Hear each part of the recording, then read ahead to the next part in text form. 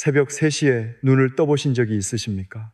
아무 소리도 들리지 않는 것 같은데 가만히 귀를 기울이면 벽시계 초침이 유난히 크게 들립니다. 냉장고 돌아가는 낮은 소리도 들리고 창밖을 지나는 자동차 불빛이 잠깐 천장을 훑고 지나갑니다. 가족들은 모두 잠들어 있습니다.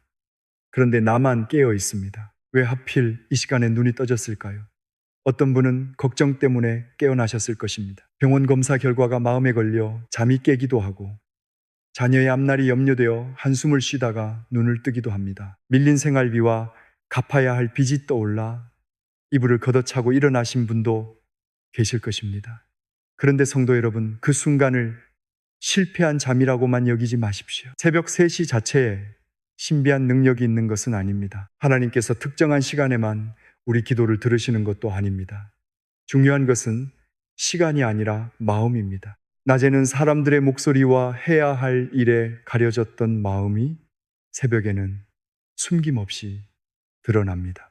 그때 우리는 하나님 앞에서 가장 솔직한 사람이 됩니다. 말을 잘하지 못해도 괜찮습니다. 긴 기도를 외우지 못해도 괜찮습니다. 눈을 감고 한마디만 드려도 됩니다. 하나님, 제가 여기 있습니다. 그게 전부여도 괜찮습니다. 오늘 이 말씀을 끝까지 들으시면서 여러분의 염려와 상처와 두려움을 하나님 앞에 내려놓아 보십시오. 이 영상을 기도가 필요한 가족이나 지인에게 나누어 주셔도 좋습니다. 그리고 기도를 마친 뒤 마음으로 아멘이라고 고백해 보십시오. 아멘은 내가 원하는 일이 반드시 그대로 이루어진다는 주문이 아닙니다. 하나님을 신뢰하며 제 삶을 맡긴다는 믿음의 고백입니다. 몇 달 전 68살 되신 한 권사님이 계셨습니다. 권사님은 오래전부터 새벽 기도를 드려오셨지만 어느 날부터 기도가 나오지 않았습니다. 남편은 오랜 투병 끝에 병원에 입원해 있었고 자녀들은 서로 연락조차 하지 않을 만큼 관계가 틀어져 있었습니다. 교회에서는 늘 밝게 인사했지만 집에 돌아오면 말 한마디 없는 방안이 너무 크게 느껴졌습니다. 어느 겨울 새벽이었습니다. 휴대전화 화면에 3시 12분이라는 숫자가 희미하게 떠 있었습니다. 보일러가 잠시 멈추자 방바닥의 냉기가 발끝으로 올라왔습니다. 창문 틈에서는 가느다란 바람 소리가 났습니다. 권사님은 이불을 걷고 일어나 거실로 나왔습니다. 식탁 위에는 전날 마시다 남긴 보리차 한 잔이 놓여 있었습니다. 잔을 만져보니 차갑게 식어 있었습니다. 권사님은 의자에 앉아 두 손을 모았습니다. 기도해야 한다고 생각했습니다. 하지만 아무 말도 나오지 않았습니다. 남편을 낫게 해달라는 말도 자녀들을 화해시켜 달라는 말도 입술에서 떨어지지 않았습니다. 너무 지쳐 있었기 때문입니다. 눈물만 식탁 위로 한 방울씩 떨어졌습니다. 한참 뒤에 겨우 이런 말이 나왔습니다.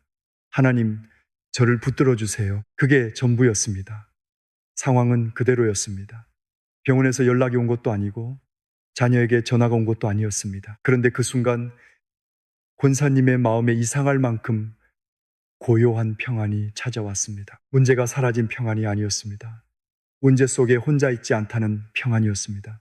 권사님은 나중에 이렇게 고백하셨습니다. 그날 새벽 하나님께서 제 문제를 당장 없애주신 것은 아니었어요. 대신 문제보다 크신 하나님이 제 곁에 계신다는 것을 알게 하셨어요. 그 사실 하나로 다시 하루를 살 수 있었어요. 그날 이후 권사님은 새벽에 눈이 뜨이면 억지로 긴 기도를 만들지 않았습니다. 하나님, 저를 붙들어 주세요. 그 한마디를 드렸습니다.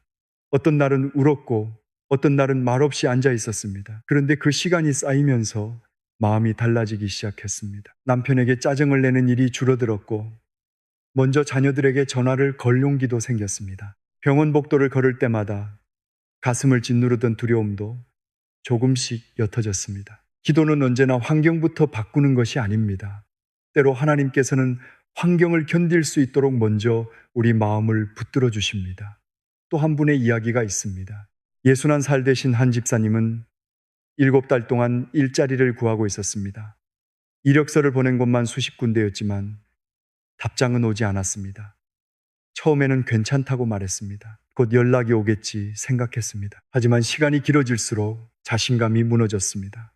어느 날 새벽 3시쯤 집사님은 주방 식탁에 앉아 있었습니다. 형광등을 켜지 않아 싱크대 위 작은 등이 식탁 한쪽만 비추고 있었습니다. 종이 위에는 고쳐 쓰다만 이력서가 놓여 있었고 멀리서 새벽 배송 차량이 후진하는 소리가 반복해서 들렸습니다. 집사님은 하나님께 물었습니다. 제가 이제 어디로 가야 합니까? 대답은 들리지 않았습니다. 그런데 그날 기도 가운데 한 가지 마음이 떠올랐습니다. 결과만 기다리지 말고 오늘 할 수 있는 일을 다시 시작하라는 마음이었습니다. 집사님은 기도를 마친 뒤 이력서를 다시 정리했습니다. 오랫동안 연락하지 않았던 지인에게도 먼저 안부를 물었습니다. 며칠 뒤 그 지인을 통해 새로운 일자리를 소개받았습니다. 우리는 그 일이 새벽 3시에 기도했기 때문에 자동으로 일어난 기적이라고 단정할 수 없습니다. 기도는 하나님을 움직이는 공식이 아니기 때문입니다. 그러나 분명한 것은 있습니다. 기도하던 그 시간에 낙심했던 사람이 다시 일어설 힘을 얻었다는 것입니다. 닫혀있던 마음이 열렸고 멈춰있던 발걸음이 다시 움직였습니다. 성도 여러분, 이것이 기도의 은혜입니다. 기도는 하나님을 내 뜻에 맞추는 일이 아닙니다. 내가 하나님의 손에 붙들리는 일입니다. 새벽 3시든 오후 3시든 상관없습니다. 마음이 무너지는 바로 그 시간이 하나님을 찾을 시간입니다. 오늘 우리가 함께 드릴 기도도 마찬가지입니다. 두려움을 숨기지 않겠습니다. 죄책감을 감추지 않겠습니다. 건강과 가족과 경제적인 어려움도 솔직히 아뢰겠습니다. 그러나 하나님께 무엇을 얻어내기 위해 기도하지는 않겠습니다. 하나님이 함께 계심을 믿기 때문에 기도하겠습니다. 이제 마음의 문을 조금 열어보십시오.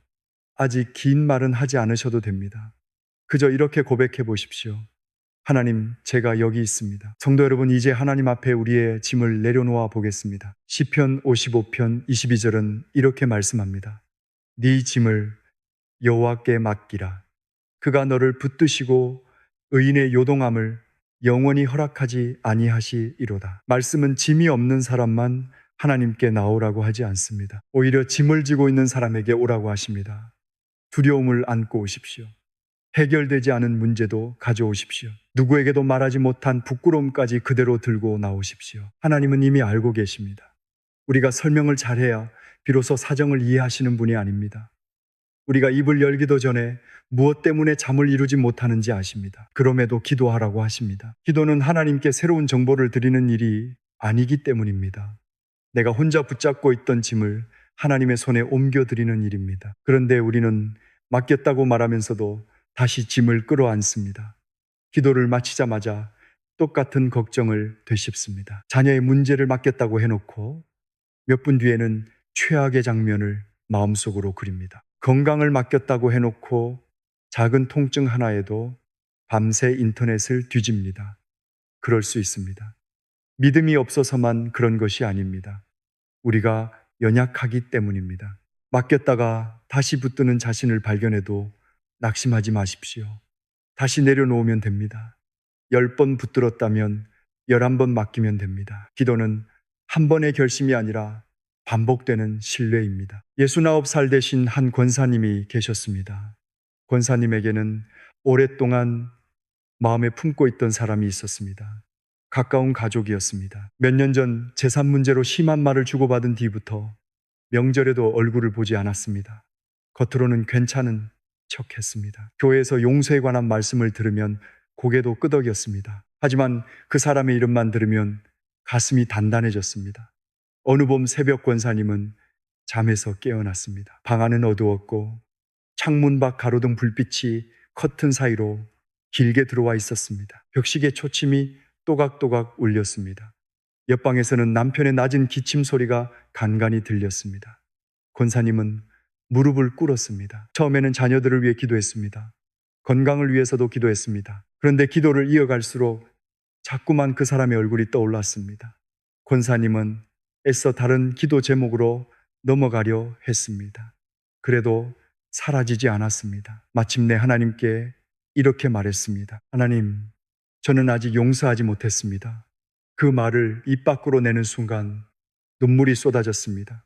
그동안 자신은 이미 용서했다고 생각했습니다. 연락하지 않는 것도 지혜라고 여겼고 다시 상처받지 않기 위해 거리를 두는 것뿐이라고 자신을 설득했습니다. 그러나 마음 깊은 곳에는 분노가 남아 있었습니다. 권사님은 한참을 울다가 다시 기도했습니다. 하나님, 용서하고 싶습니다. 그런데 제 힘으로는 안 됩니다. 제 마음을 도와주세요. 그게 전부였습니다. 그날 당장 상대방에게 전화한 것은 아닙니다. 마음속 상처가 한순간에 모두 사라진 것도 아니었습니다. 하지만 그날 이후 권사님은 그 사람을 생각할 때마다 판단하는 대신 하나님께 맡기기 시작했습니다. 하나님, 저 사람도 불쌍히 여겨주세요. 처음에는 이 말조차 하기 싫었습니다. 입술이 잘 떨어지지 않았습니다. 그래도 하루에 한 번씩 드렸습니다. 일주일이 지나고 한 달이 지나자 마음에 작은 틈이 생겼습니다. 굳게 닫혀있던 문에 빛이 들어오기 시작한 것입니다. 석 달쯤 지난 어느 날 권사님은 짧은 문자를 보냈습니다. 잘 지내니? 네 생각이 나서 연락한다. 답장은 바로 오지 않았습니다. 권사님은 휴대전화를 식탁 위에 내려놓고 기다렸습니다. 예전 같으면 답장이 없다는 사실에 다시 화가 났을 것입니다. 그런데 그날은 마음이 이상할 만큼 차분했습니다. 내가 해야 할 일은 했다는 생각이 들었습니다. 그날 저녁 늦게 답장이 왔습니다. 저도 연락하고 싶었는데 용기가 나지 않았어요. 그 짧은 문장으로 모든 문제가 해결된 것은 아니었습니다. 그러나 닫혀있던 대화가 다시 시작되었습니다. 권사님은 나중에 이렇게 고백하셨습니다. 상대방을 용서하는 기도인 줄 알았는데 하나님께서는 먼저 저를 미움에서 풀어주셨어요. 용서는 그 사람을 위한 선물이기 전에 제 영혼을 살리는 은혜였어요. 성도 여러분, 회개는 자신을 벌주는 일이 아닙니다. 하나님께 돌아가는 일입니다. 내가 잘못한 것을 숨기지 않고 빛 가운데 내놓는 것입니다. 하나님은 우리를 부끄럽게 만들기 위해 죄를 드러내시는 분이 아닙니다. 우리를 씻어 다시 걷게 하시려고 드러내십니다. 그러므로 오늘 솔직히 말씀드리십시오. 하나님, 제가 잘못했습니다. 하나님, 아직도 미워하고 있습니다. 하나님 것과 속이 달랐습니다. 이 고백이 아프게 느껴질 수 있습니다. 그러나 상처를 씻을 때 잠시 따갑다고 해서 씻기를 멈출 수는 없습니다. 깨끗해지기 위해서는 아픈 곳을 하나님께 보여드려야 합니다. 그리고 우리를 아프게 한 사람도 내려놓아야 합니다. 용서는 잘못을 없었던 일로 만드는 것이 아닙니다. 상처를 준 사람에게 아무 책임도 묻지 말라는 뜻도 아닙니다. 필요한 거리를 두어야 할 때가 있고 도움을 요청해야 할 때도 있습니다. 용서는 심판의 자리를 내가 차지하지 않고 하나님께 돌려드리는 것입니다. 주님, 저는 이 사람을 주님의 손에 맡깁니다. 이 기도를 드릴 때 우리의 손이 조금씩 펴집니다. 움켜쥐고 있던 분노가 빠져나갑니다. 그 빈자리에 하나님의 평안이 들어옵니다. 이제 함께 기도하겠습니다. 하나님 아버지, 오늘 제 짐을 주님께 맡깁니다. 제가 해결할 수 없는 일을 혼자 붙들고 살았습니다. 걱정하면서도 그것이 책임이라고 생각했고 두려워하면서도 그것이 사랑이라고 착각했습니다. 저를 불쌍히 여겨주십시오. 제가 지은 죄를 용서해 주십시오. 알고 지은 죄와 모르고 지은 죄말로 상처를 준 일과 마음으로 사람을 정죄한 일을 주님 앞에 내려놓습니다. 제 안에 남아있는 미움과 억울함도 숨기지 않겠습니다. 저를 아프게 한 사람을 주님의 손에 맡깁니다. 아직 완전히 용서할 힘이 없어도 용서하기를 원합니다. 제 마음을 부드럽게 해주십시오. 다시 만나야 할 사람에게는 먼저 손 내밀 용기를 주시고 거리를 두어야 할 관계에는 지혜를 주십시오. 무엇보다 제가 용서받은 사람이라는 사실을 잊지 않게 해주십시오. 십자가 앞에서 제 자랑도 내려놓고 제 수치도 내려놓습니다. 오늘 다시 시작하게 해주십시오. 어제의 실수에 묶이지 않고 주님의 은혜 안에서 한 걸음 걷게 해 주십시오. 제 짐을 맡아주시는 하나님을 신뢰합니다. 제가 흔들릴 때 붙들어 주시고 다시 짐을 끌어안을 때마다 조용히 내려놓게 해 주십시오. 제 힘이 아니라 주님의 손으로 오늘을 살아가게 해 주십시오. 예수님의 이름으로 기도드립니다. 아멘. 성도 여러분, 짐을 내려놓고 죄를 고백한 사람에게 필요한 것이 하나 더 있습니다. 어디로 가야 하는지 아는 지혜입니다. 우리는 종종 문이 열리기만을 기도합니다. 취업의 문이 열리기를 원하고 병이 낫는 길이 보이기를 원하고 자녀의 문제가 빨리 풀리기를 원합니다. 그런데 열린 문이라고 해서 모두 하나님이 허락하신 길은 아닙니다. 닫힌 문이라고 해서 모두 실패도 아닙니다. 그래서 지혜가 필요합니다. 하나님 무엇을 선택해야 합니까? 하나님 지금 움직여야 합니까? 기다려야 합니까? 하나님, 제 욕심과 주님의 뜻을 분별하게 해주십시오. 이 기도는 아주 중요합니다. 사람은 자기가 원하는 것을 하나님의 뜻이라고 착각하기 쉽기 때문입니다. 마음이 조급할수록 더 그렇습니다. 빨리 결론을 내리고 싶고 눈앞의 불편함을 피하고 싶어서 가장 쉬운 길을 옳은 길로 여깁니다. 그러나 하나님은 때로 우리를 멈추게 하십니다. 기다리게 하십니다. 그 기다림 속에서 보지 못했던 것을 보게 하십니다. 예순넷 되신 한 장로님이 계셨습니다. 평생 성실하게 일하셨고 교회에서도 책임감이 강한 분으로 알려져 있었습니다. 몸이 조금 아파도 내색하지 않으셨습니다. 가족들에게 걱정을 끼치고 싶지 않았기 때문입니다. 그러던 어느 해 건강검진에서 이상 소견이 나왔습니다. 병원에서는 정밀 검사가 필요하다고 했습니다. 의사는 아직 확정된 것이 없으니 너무 염려하지 말라고 했지만 장로님의 귀에는 그 말이 잘 들어오지 않았습니다. 머릿속에서는 이미 가장 나쁜 상황이 펼쳐지고 있었습니다. 검사 날짜를 기다리던 어느 새벽이었습니다. 장로님은 3시가 조금 넘어 잠에서 깨어났습니다.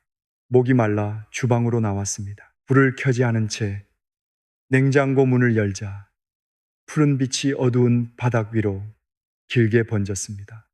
물병을 꺼내는 손이 조금 떨렸습니다. 냉장고가 웅 하고 돌아가는 소리만 들렸습니다. 장로님은 식탁 의자에 앉았습니다. 차가운 물을 한 모금 마셨지만 가슴의 답답함은 가라앉지 않았습니다. 아내를 깨우고 싶지는 않았습니다. 괜찮은 척 해온 시간이 길었기 때문입니다. 그때 장로님은 처음으로 솔직하게 기도했습니다. 하나님, 저는 무섭습니다. 평소 같으면 믿음 없는 말을 해서는 안 된다고 생각했을 것입니다. 나는 괜찮다고 선언해야 한다고 여겼을 것입니다. 그러나 그날은 달랐습니다. 두려움을 감추지 않았습니다. 무섭다고 말씀드렸습니다. 죽음이 두렵고 가족을 남겨두는 것이 두렵고 치료 과정이 두렵다고 고백했습니다. 그리고 잠시 뒤 이렇게 기도했습니다. 하나님, 결과를 바꾸어 달라는 기도보다 먼저 제 마음을 붙들어 주십시오.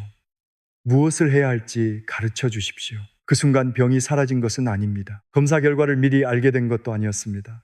그런데 그동안 머릿속을 가득 채우고 있던 혼란이 조금씩 정리되기 시작했습니다. 우선 아내에게 솔직히 말해야겠다는 마음이 들었습니다. 혼자 견디는 것이 가족을 위한 사랑이라고 생각했지만 사실은 두려움을 숨기고 있었던 것입니다. 장로님은 침실로 들어가 조용히 아내를 깨웠습니다. 그리고 처음으로 말했습니다. 여보, 나 사실 많이 무서워. 아내는 아무 말 없이 장로님의 손을 잡았습니다. 그날 두 사람은 함께 울었습니다. 그리고 함께 기도했습니다. 검사 결과가 어떻든 치료해야 할 것이 있다면 치료하고 필요한 도움을 받으며 서로 숨기지 말자고 약속했습니다. 며칠 뒤 정밀 검사를 받았습니다. 다행히 즉시 생명을 위협하는 상태는 아니었습니다. 그러나 꾸준한 치료와 생활 습관의 변화가 필요하다는 진단을 받았습니다. 장로님은 그 일을 통해 한 가지를 깨달았다고 했습니다. 하나님께서 제게 주신 첫 번째 응답은 좋은 검사 결과가 아니었어요. 혼자 버티지 말라는 지혜였어요. 가족의 손을 잡으라는 것이었어요. 성도 여러분, 이것이 하나님의 인도하심일 수 있습니다.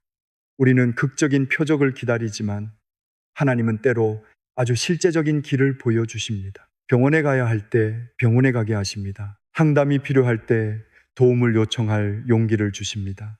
사과해야 할 때 먼저 전화하게 하시고 쉬어야 할 때 멈추게 하십니다. 믿음은 현실을 부정하는 것이 아닙니다. 하나님과 함께 현실을 직면하는 것입니다. 이제 우리의 몸과 마음을 위해 기도하겠습니다. 하나님은 우리의 영혼만 돌보시는 분이 아닙니다. 지친 몸도 아시고 밤마다 뛰는 심장도 아시고 아무 이유 없이 눈물이 나는 마음도 아십니다. 오랫동안 눌러온 슬픔과 말하지 못한 상처까지 알고 계십니다. 그러므로 아픈 것을 숨기지 마십시오. 몸이 아프면 아프다고 말씀드리십시오. 마음이 무너지면 무너졌다고 고백하십시오. 믿음이 좋은 사람은 아프지 않는 사람이 아닙니다. 아픔 속에서도 하나님을 찾는 사람입니다. 함께 기도하겠습니다. 치유하시는 하나님 아버지, 저의 몸과 마음과 영혼을 주님 앞에 내어놓습니다. 제가 숨기고 참아온 아픔을 주님은 알고 계십니다. 밤마다 잠을 이루지 못하게 하는 걱정도 아시고, 사람들 앞에서는 웃지만 혼자 있을 때 무너지는 제 마음도 아십니다.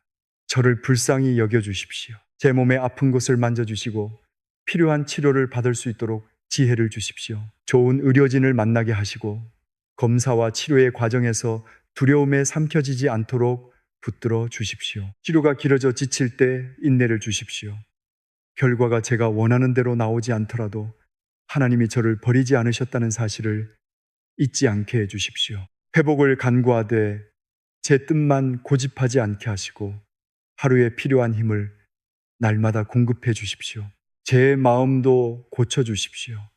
불안과 우울과 두려움이 제 생각을 지배하지 못하게 해 주십시오. 혼자 견디지 않게 하시고 도움을 받아야 할 때 부끄러워하지 않게 해 주십시오. 믿을 만한 사람에게 마음을 열게 하시고 필요한 상담과 돌봄을 찾게 해 주십시오.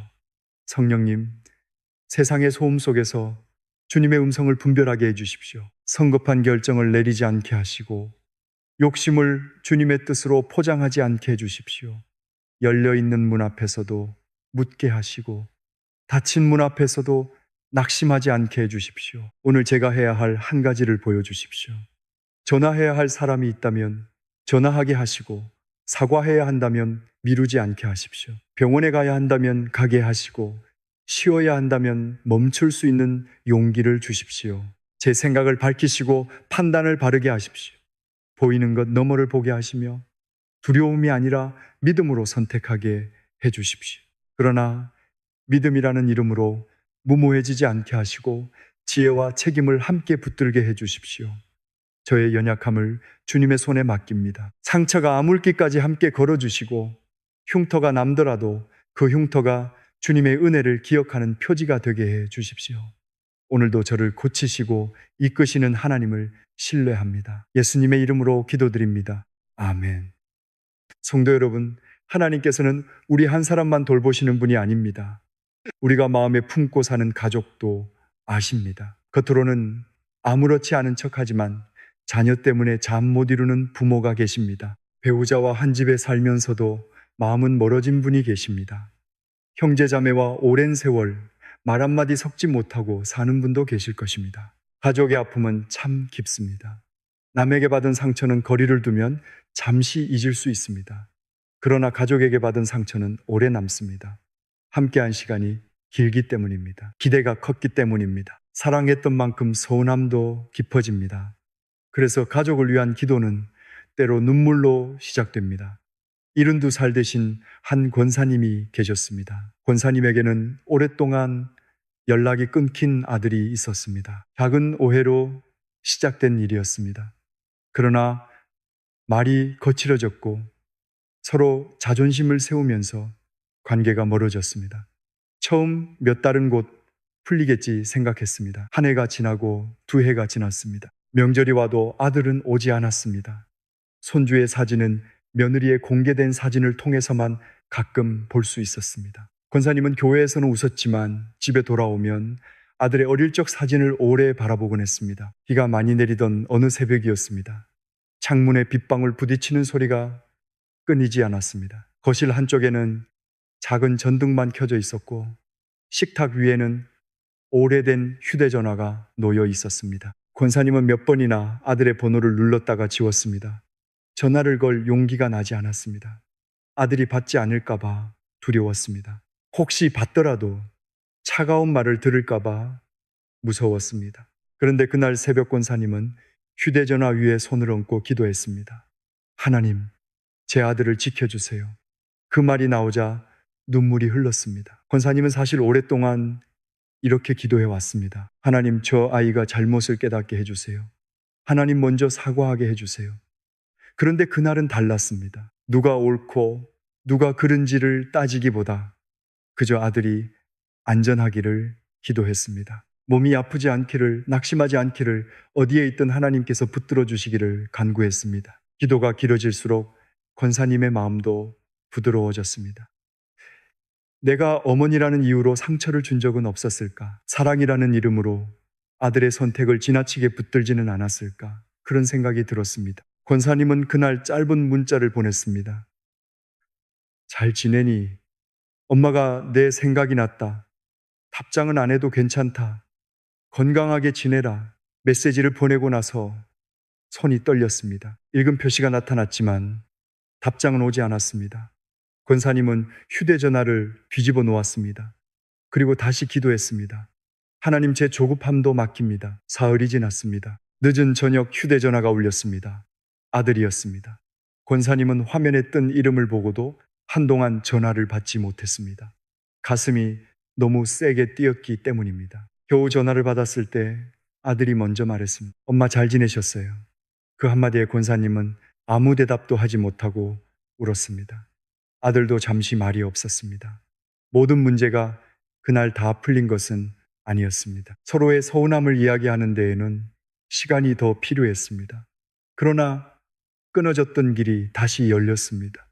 권사님은 나중에 이렇게 말씀하셨습니다. 하나님께서 아들의 마음을 먼저 바꾸신 줄 알았는데 돌아보니 제 마음부터 바꾸셨어요. 아들을 고치려던 기도를 멈추고 지켜달라고 기도하니 제가 어머니의 자리로 돌아오게 됐어요. 성도 여러분, 가족을 위한 기도는 상대를 내 뜻대로 바꾸는 일이 아닙니다.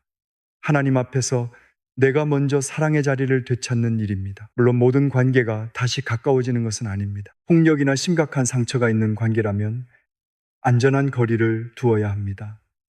믿을 만한 사람과 전문적인 도움을 구해야 할 때도 있습니다. 화해는 위험을 다시 받아들이는 일이 아닙니다. 그러나 미움이 내 영혼을 지배하도록 내버려 두지는 마십시오. 사람은 멀리 있어도 기도할 수 있습니다.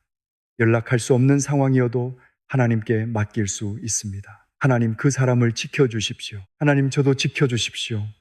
이 두 기도가 함께 필요합니다. 이제 우리의 가정과 사랑하는 사람들을 위해 기도하겠습니다. 하나님 아버지, 제 가족을 주님의 손에 맡깁니다. 제가 보지 못하는 곳에서도 지켜주시고 제가 해결할 수 없는 문제를 주님의 지혜로 다스려 주십시오. 부모와 자녀 사이에 굳어진 마음을 부드럽게 하시고 부부 사이에 쌓인 오해를 풀어주십시오. 서로 말할 때 상처를 더하지 않게 해주십시오.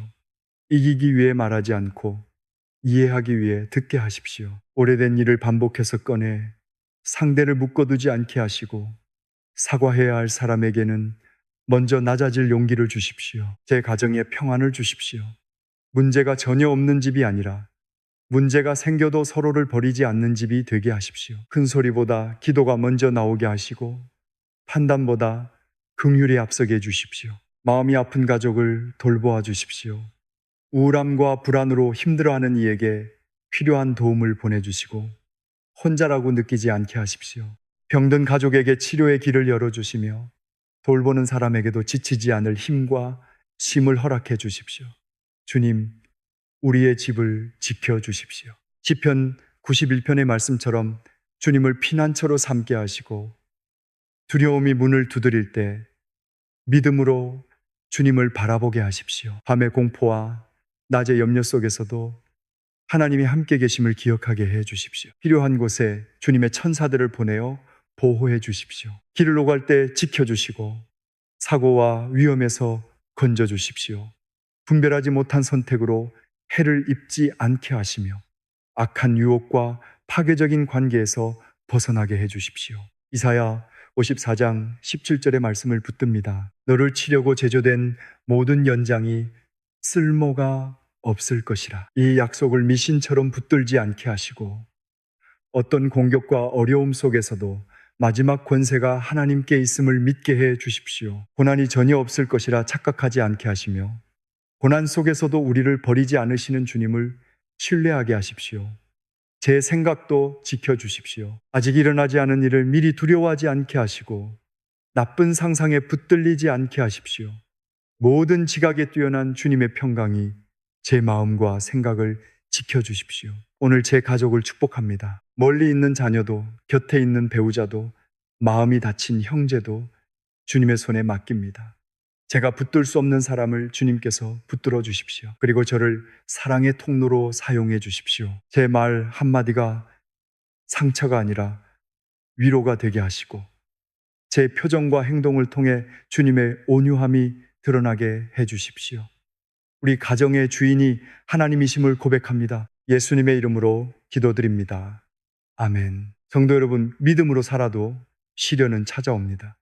기도한다고 해서 모든 일이 쉬워지는 것은 아닙니다. 예배를 드리고 말씀을 붙들어도 사업이 흔들릴 수 있고 믿었던 사람에게 배신을 당할 수도 있습니다. 건강이 무너지기도 하고 자녀의 문제 앞에서 아무것도 할 수 없는 날도 옵니다. 그때 우리는 묻게 됩니다. 하나님, 제가 무엇을 잘못했습니까? 왜 하필 제게 이런 일이 일어납니까? 그 질문을 드려도 괜찮습니다.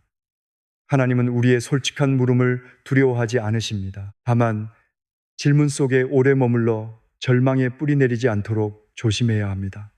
고난은 우리를 무너뜨릴 수도 있습니다. 그러나 하나님 손에 붙들리면 고난은 우리를 더 깊은 사람으로 만들기도 합니다. 이전에는 보지 못했던 것을 보게 하고 붙들고 있던 것을 내려놓게 하며 사람의 힘이 아니라 하나님의 은혜로 사는 법을 배우게 합니다. 62살 되신 한 집사님이 계셨습니다. 집사님은 30년 가까이 작은 공장을 운영하셨습니다. 새벽 일찍 문을 열고 밤늦게까지 기계를 살폈습니다. 직원들의 월급을 날짜에 맞춰주는 것을 가장 중요하게 여겼습니다. 그런데 거래처 하나가 부도를 내면서 모든 것이 흔들리기 시작했습니다. 처음에는 몇 달만 버티면 된다고 생각했습니다. 저축한 돈을 꺼내고 보험도 해약했습니다. 집을 담보로 대출까지 받았습니다. 하지만 상황은 좋아지지 않았습니다. 결국 공장 문을 닫게 되었습니다. 마지막 날 집사님은 혼자 공장 안에 남았습니다. 평소에는 기계 돌아가는 소리로 가득하던 공간이 너무 조용했습니다. 바닥에는 쇳가루 냄새가 남아 있었고 겨울바람이 닫힌 셔터 틈으로 차갑게 들어왔습니다. 집사님은 작업대 위에 손을 올려놓았습니다. 이 손으로 평생 일했는데 이제 무엇을 해야 하나? 그 생각이 들자 다리에 힘이 풀렸습니다. 집에 돌아가서도 가족에게 제대로 말하지 못했습니다. 아침이 되면 출근하는 척 밖으로 나갔습니다. 공원 벤치에 앉아 시간을 보내다가 저녁이 되면 돌아왔습니다. 교회도 나가지 않았습니다. 사람들이 어떻게 지내느냐고 묻는 것이 두려웠습니다. 실패한 사람처럼 보일까봐 부끄러웠습니다. 하나님께도 기도하지 못했습니다. 자신이 벌을 받는 것 같았습니다. 그렇게 2달이 흘렀습니다. 어느 새벽 집사님은 잠을 이루지 못하고 거실에 앉아 있었습니다. 난방이 꺼진 바닥은 차가웠고 창밖에서는 음식물 수거 차량이 통을 옮기는 소리가 났습니다. 집사님은 2 손으로 얼굴을 감쌌습니다. 그리고 아주 오랜만에 하나님께 말했습니다. 하나님, 저는 실패했습니다. 그 말을 드리는 순간 참았던 울음이 터졌습니다. 사업 이야기도 하고 직원들에게 미안한 마음도 말씀드렸습니다. 가족에게 진실을 숨긴 일도 고백했습니다. 한참을 울고 난 뒤 이런 기도가 나왔습니다. 하지만 제 인생이 끝난 것은 아니지요. 그 질문에 하늘에서 음성이 들린 것은 아닙니다. 그런데 마음 깊은 곳에서 한 가지 진실이 떠올랐습니다. 공장은 문을 닫았지만 하나님은 떠나지 않으셨다. 사업은 실패했지만 나는 버려진 사람이 아니다. 집사님은 그날 아침 가족에게 모든 사실을 털어놓았습니다. 아내는 처음에는 놀랐습니다. 왜 이제야 말했느냐며 울었습니다. 그러나 집사님의 손을 잡고 이렇게 말했습니다. 당신이 공장을 잃은 것이지 우리가 당신을 잃은 것은 아니에요. 그 한마디가 집사님의 마음을 무너뜨렸습니다. 그날 이후 집사님은 다시 교회에 나가기 시작했습니다. 사람들의 시선은 생각보다 차갑지 않았습니다. 한 장로님은 아무 말 없이 식사를 사주셨고 한 집사님은 작은 회사의 시설 관리 일을 소개해 주었습니다. 예전보다 수입은 적었습니다. 체면이 상하는 날도 있었습니다. 그러나 집사님은 조금씩 깨달았습니다. 자신을 붙들고 있던 것은 빚만이 아니었습니다. 성공한 사람으로 보여야 한다는 집착, 실패하면 가치가 없다는, 거짓말 누구의 도움도 받지 않겠다는 교만이 자신을 더 단단히 묶고 있었습니다. 갈라디아서 5장 1절은 말씀합니다. 그리스도께서 우리를 자유롭게 하려고 자유를 주셨으니 그러므로 굳건하게 서서 다시는 종의 멍에를 매지 말라. 종의 멍에는 눈에 보이는 것만이 아닙니다. 두려움도 멍에가 됩니다. 수치심도 사람을 묶습니다. 과거의 실패를 매일 되새기는 습관도 우리를 꼼짝하지 못하게 합니다. 다른 사람과 끊임없이 비교하며 나는 부족하다고 말하는 생각도 영혼을 짓누릅니다. 주님은 우리를 그 자리에서 부르십니다. 나오라고 하십니다. 숨지 말라고 하십니다. 로마서 8장 37절은 이렇게 선포합니다. 그러나 이 모든 일에 우리를 사랑하시는 이로 말미암아 우리가 넉넉히 이기느니라. 넉넉히 이긴다는 것은 한 번도 넘어지지 않는다는 뜻이 아닙니다. 넘어져도 다시 일어난다는 뜻입니다. 상처받아도 사랑을 포기하지 않고 실패해도 하나님께서 주신 존귀함을 잃지 않는다는 뜻입니다. 우리 안에는 다시 일어설 힘이 없습니다. 그러나 우리를 사랑하시는 분이 계십니다.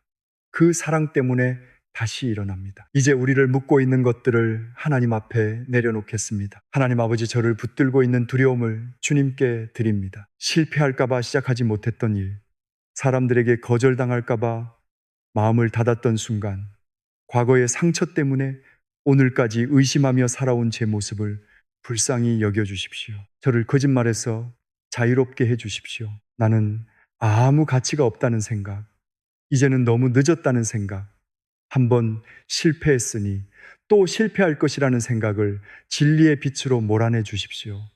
저는 실패 그 자체가 아닙니다. 저는 상처 그 자체도 아닙니다. 저는 그리스도 안에서 사랑받는 사람이며 다시 시작할 수 있는 사람임을 믿습니다. 주님, 제 안에 수치심을 벗겨주십시오. 도움을 요청하는 것을 부끄러워하지 않게 하시고 잘못했을 때 변명하지 않게 하십시오. 숨겨야 한다는 충동에서 벗어나 빛 가운데 걸어가게 해주십시오. 파괴적인 습관에서 저를 건져주십시오. 분노를 쏟아내는 습관, 술과 도박과 음란한 것에 마음을 빼앗기는 일, 사람을 통제하려는 태도와 끊임없이 자신을 미워하는 생각에서 놓이게 해 주십시오. 혼자 싸우지 않게 하십시오. 믿을 만한 목회자와 가족과 전문가의 도움을 받게 하시고 넘어졌을 때 숨지 말고 다시 손을 내밀게 해 주십시오. 성령님, 제 안을 새롭게 채워 주십시오. 두려움 대신 담대함을, 미움 대신 긍휼을, 게으름 대신 성실함을 허락해 주십시오. 하루아침에 모든 것이 달라지지 않더라도 작은 순종을 멈추지 않게 하십시오. 오늘 해야 할 일을 하게 해 주십시오. 전화 한 통을 미루지 않게 하시고 일어나 걸어야 할 때 침대에만 머물지 않게 하십시오. 사과해야 할 사람에게 사과하게 하시고 끊어야 할 관계와 습관은 단호히 끊게 해 주십시오. 고난 속에서도 저를 버리지 않으시는 주님을 믿습니다. 파도가 높아져도 주님이 배 안에 계심을 기억하게 하십시오. 상황이 흔들려도 제 정체성까지 흔들리지 않게 하시고 오늘도 주님의 사랑 안에 굳게 서게 해 주십시오. 저는 혼자가 아닙니다. 저는 버려지지 않았습니다. 저는 우리를 사랑하시는 주님으로 말미암아 다시 일어섭니다. 예수님의 이름으로 기도드립니다. 아멘. 성도 여러분, 삶이 흔들릴 때 가장 먼저 무너지는 것 중 하나가 경제적인 평안입니다. 통장 잔액을 확인할 때마다 가슴이 내려앉고 이번 달을 어떻게 넘겨야 하나 생각하다 보면 기도도 조급해집니다. 자녀에게 손을 벌리고 싶지 않은데 병원비가 생깁니다. 오래 다니던 직장에서 나오게 되었는데 나이는 많고 다시 시작할 자신은 줄어듭니다. 그때 우리는 하나님께 묻습니다. 언제까지 기다려야 합니까?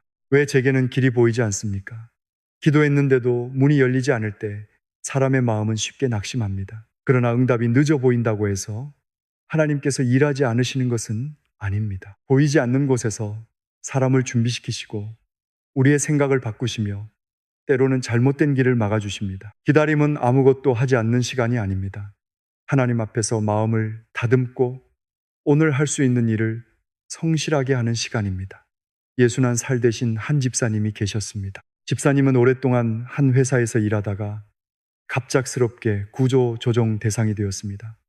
처음에는 금방 다른 자리를 찾을 수 있을 것이라고 생각했습니다. 경력도 있었고 맡은 일에는 늘 성실했기 때문입니다. 그러나 한 달이 지나고 석 달이 지나도 연락은 오지 않았습니다. 보낸 이력서가 20장을 넘고 30장을 넘었습니다. 면접을 본 곳에서도 나이가 많다는 말을 돌려서 들었습니다. 집사님은 아침마다 정장을 입고 도서관으로 나갔습니다. 가족들에게 계속 구직 중인 모습을 보여주고 싶었기 때문입니다. 하지만 마음은 점점 작아졌습니다. 어느 장마철 새벽이었습니다. 창밖에서는 빗물이 배수관을 타고 거칠게 흘러내렸습니다. 방 안에는 젖은 우산 냄새가 남아 있었고 작은 스탠드 불빛 아래에는 고쳐 쓰다 구겨진 이력서가 놓여 있었습니다. 집사님은 그 종이를 오래 바라보았습니다. 그리고 하나님께 말했습니다. 저는 이제 쓸모없는 사람입니까? 그 말이 입에서 나오자 눈물이 났습니다. 집사님은 직장을 잃은 뒤 돈만 잃은 것이 아니었습니다. 자신의 가치까지 잃었다고 느끼고 있었습니다. 일할 자리가 없으니 자신도 필요 없는 사람 같았습니다. 한참을 울고 난 뒤 이런 기도를 드렸습니다. 하나님, 돈을 벌 수 있는 자리만 달라고 기도했습니다. 이제는 제가 어디에서 누구를 섬기며 살아야 하는지 가르쳐 주십시오. 그날 이후 집사님의 기도가 조금 달라졌습니다. 좋은 직장만 달라고 조르는 대신 오늘 할 일을 보여달라고 기도했습니다. 이력서를 다시 정리했고 익숙하지 않았던 컴퓨터 프로그램도 배우기 시작했습니다. 예전에 함께 일했던 사람들에게 자존심을 내려놓고 연락했습니다. 처음에는 답이 없었습니다. 그래도 매일 한 가지씩 했습니다. 한 통의 전화를 걸고 1시간 공부하고 한 곳에 지원했습니다. 어떤 날은 아무 성과도 없었습니다. 그러나 집사님은 자신에게 이렇게 말했습니다. 오늘의 성실함도 기도다. 2달쯤 지난 어느 날 예전에 함께 일했던 후배에게서 연락이 왔습니다. 규모가 크지는 않지만 경험 있는 사람이 필요한 곳이 있다는 이야기였습니다. 집사님은 면접을 보러 갔습니다. 급여는 이전보다 적었습니다. 직책도 낮아졌습니다. 예전 같으면 자존심 때문에 거절했을 자리였습니다.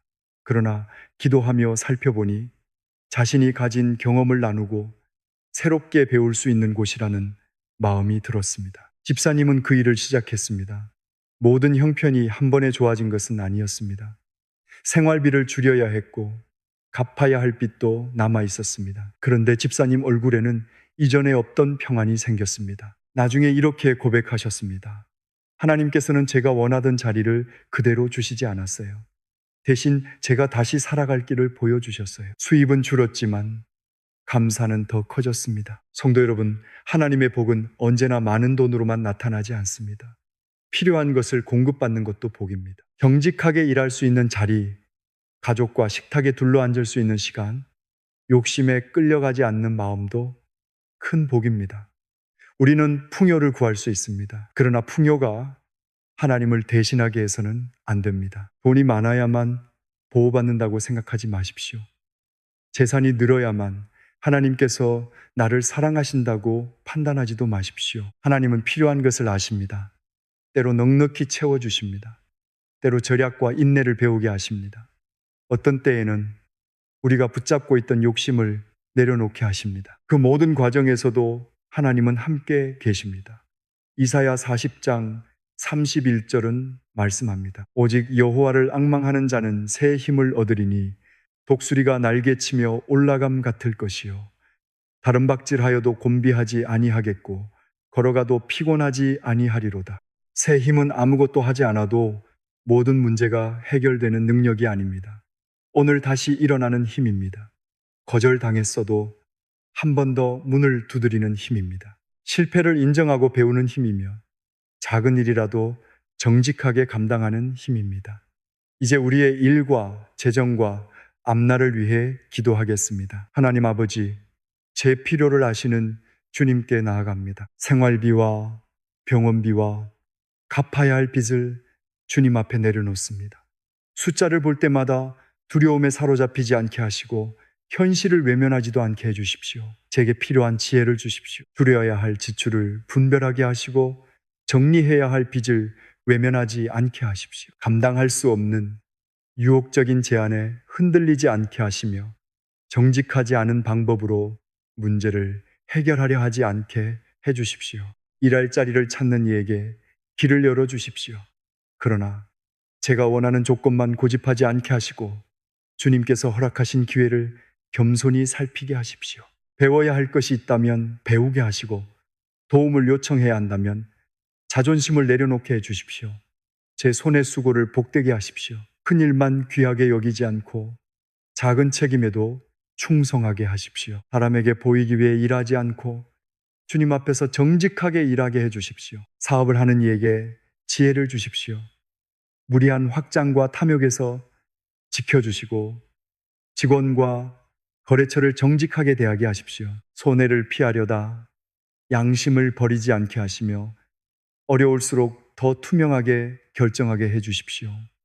재정적인 부족이 가족 사이의 사랑을 무너뜨리지 않게 하십시오. 서로를 탓하기보다 함께 의논하게 하시고 부끄러움 때문에 문제를 숨기지 않게 해 주십시오.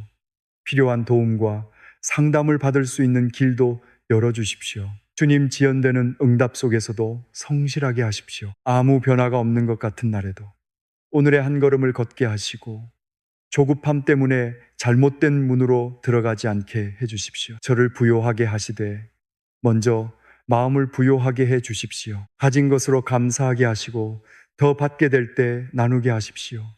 돈이 제 주인이 되지 않게 하시며 모든 필요를 공급하시는 하나님만 의지하게 해 주십시오. 오늘도 새 힘을 주시는 주님을 바라봅니다. 걸어가도 피곤하지 않게 하시고 넘어져도 다시 일어나게 하십시오. 제 삶의 길이 더디게 열리더라도 주님께서 저를 잊지 않으셨음을 믿게 해 주십시오. 예수님의 이름으로 기도드립니다. 아멘. 성도 여러분, 이제 마지막으로 우리의 모든 기도를 하나로 모아 하나님께 올려드리겠습니다. 지금까지 우리는 짐을 맡겼습니다. 죄를 고백했고 지혜와 치유를 구했습니다. 가족과 일터를 위해 기도했고 두려움과 수치심과 실패의 자리에서도 다시 일어설 힘을 구했습니다. 이제 한 가지를 더 드려야 합니다. 우리의 뜻입니다. 기도의 가장 깊은 자리는 내가 원하는 것을 끝까지 붙드는 곳이 아닙니다. 하나님께서 나보다 나를 더 잘 아신다는 사실을 믿고 손을 펴는 자리입니다. 마태복음 6장 10절은 이렇게 말씀합니다. 나라가 임하시오며 뜻이 하늘에서 이루어진 것 같이 땅에서도 이루어지이다. 하나님의 뜻이 내 삶에도 이루어지기를 구하는 것입니다. 이 기도는 포기가 아닙니다. 체념도 아닙니다. 하나님의 선하심을 믿는 사람만이 드릴 수 있는 가장 깊은 신뢰의 고백입니다. 우리는 때로 이렇게 생각합니다. 이 일이 반드시 이루어져야만 하나님이 나를 사랑하시는 것이다. 이 문이 열려야만 내 기도가 응답된 것이다. 그러나 하나님은 우리가 구한 것보다 더 깊은 필요를 알고 계십니다. 우리가 붙잡고 있는 문을 닫으시고 전혀 생각하지 못한 길로 인도하실 때도 있습니다. 그 순간에는 이해되지 않습니다. 왜 막으셨는지, 왜 기다리게 하시는지 알 수 없습니다. 그런데 시간이 지난 뒤에야 깨닫습니다. 하나님께서 나를 버리신 것이 아니라 지키고 계셨구나. 성도 여러분, 오늘 그 신뢰를 고백해 보십시오. 하나님, 제 뜻보다 주님의 뜻이 이루어지기를 원합니다. 결과를 맡깁니다. 사람을 맡깁니다. 제 남은 인생도 맡깁니다. 이제 함께 기도하겠습니다. 하늘과 땅을 지으신 하나님 아버지, 새벽의 고요한 시간에 주님 앞에 나아갑니다. 주님은 처음과 마지막이시며 우리의 시작과 끝을 모두 아시는 분이십니다. 제가 알지 못하는 내일도 이미 주님의 손안에 있음을 믿습니다. 오늘 제 삶의 모든 영역을 주님께 드립니다. 건강과 가족과 자녀의 앞날을 맡깁니다. 일터와 재정과 해결되지 않은 문제도 내려놓습니다. 사람들에게 말하지 못한 두려움과 밤마다 저를 깨우는 걱정까지 숨김없이 드립니다. 주님, 저를 붙들어 주십시오. 제가 강해서 버티게 하지 마시고 주님의 은혜로 오늘을 살아가게 해 주십시오. 넘어질 때 다시 일으켜 주시고 길을 잃을 때 말씀으로 방향을 보여주십시오. 제 죄를 용서해 주십시오.